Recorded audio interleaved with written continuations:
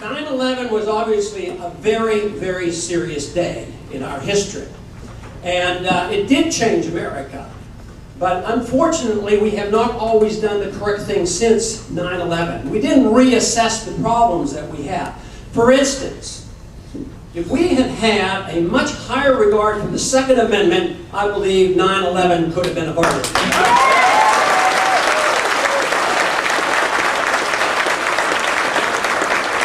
Responsibility of protecting property and passengers or money in a bank or whatever largely falls on the private sector, on people protecting themselves.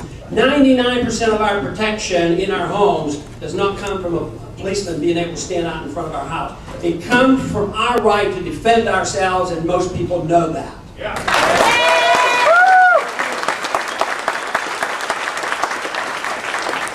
9/11, of course, we had just gone through decades of our government telling us, don't have guns, the airlines aren't responsible, the government will take care of us, and don't ever resist. And then you wonder why we didn't set the stage for these thugs to come in here and commit this atrocious act. If the responsibility had fallen on the property owners, like it does in most places, chemical plants and other places are protected by private sources. Who protects the armored cars? Private sources with guns, and they rarely ever get attacked. So it's the responsibility. But instead of going back to that position after 9/11, we went in the wrong direction. We went and said, oh, all we need is more government bureaucrats taking away our toothpaste at the airports.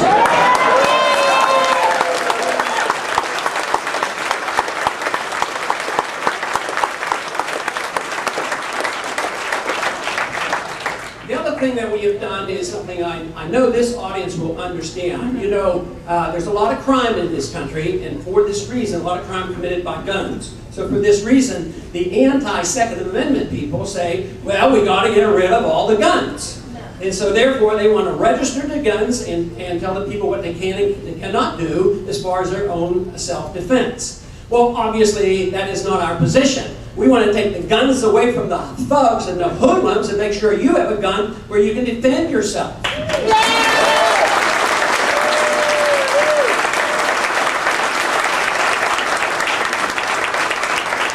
After 9/11, we knew we had a serious problem. Of course, there was a failure with our government. We, the taxpayers, were spending $40 billion a year gathering intelligence. And because of the bureaucracy, they ignored the warnings. And what do they want to do? They want more bureaucracy and more money, believing this will solve the problem. The other thing they want to do, just like the people who are anti-gun, we need to register the American people, all the law-abiding citizens. So now they're working on a national ID card, which we have to stop. You know, we passed the Patriot Act, the Military Courts Act, and on and on. There's so much legislation that's been passed. The sad part is that much of that legislation after 9/11 had already been proposed. They just didn't have the excuse to do it, and that was the excuse. The people were frightened, and I had members come up to me. That bill was not available for us for studying. It came up within an hour or so. It was complex. There was no way anybody could have read it or understood it. When I asked another member, I said, why are you voting for this? You haven't even read it. He says, yes, but we're in tough times, and the American people want us to do something, and this is the Patriot Act. I don't know how I can go home and explain it.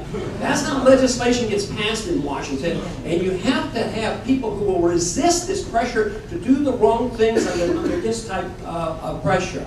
You know, just last year, in the Department of Defense budget, a bill that was overwhelmingly passed had a provision in there, which is one of the most dangerous things that we have done.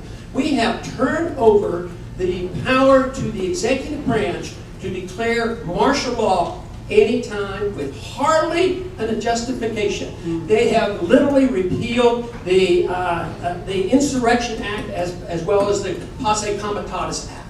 The president now, on declaring an emergency for as little reasons as for health reasons or a hurricane, can literally do it without congressional approval. He can call up the National Guard without the governor's permission. He can take the National Guard out of one state and move it into another state and keep it there for a year without congressional approval. That is not what America is. important that we emphasize the rule of law, the Constitution. If we did that, we could prevent these kind of problems.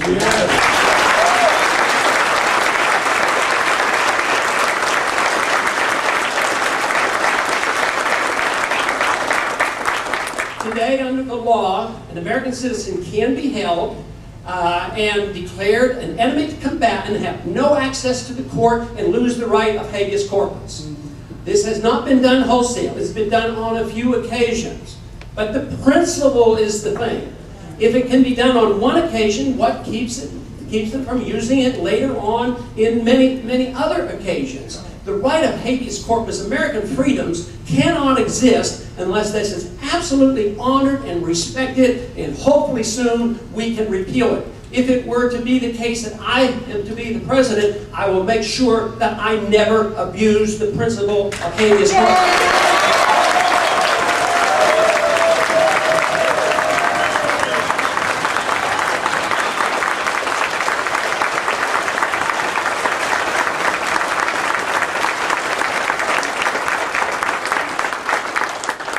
I've talked a lot about